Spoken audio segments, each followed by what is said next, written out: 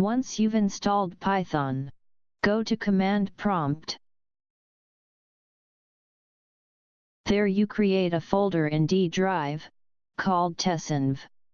We then create a virtual environment, called tesenv, with Python's venv module. The environment will be sitting in D drive tesenv folder, that we've just created. Here we inherit the default Python site packages when we create the tesenv environment. Hit Enter to create the environment. Now let me clear everything, and pretend that we restart the command prompt. Simply go to the virtual environment that we've just created. Activate it and pip install JupyterLab. The installation process took me about 32 seconds.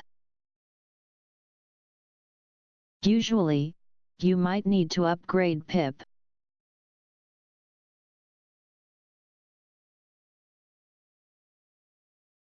Now let me clear everything and pretend that we restart the command prompt.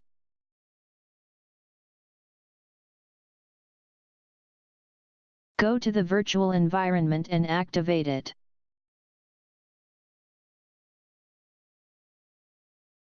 Now, when we go to D drive,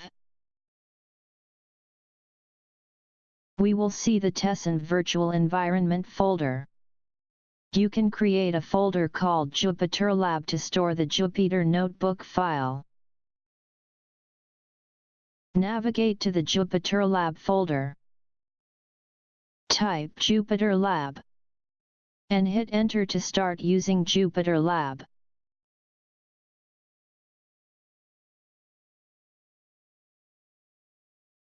Hit Ctrl-Shift-L to initiate a new launcher. Click Python 3 underneath Notebook, and you can now start coding. Have fun!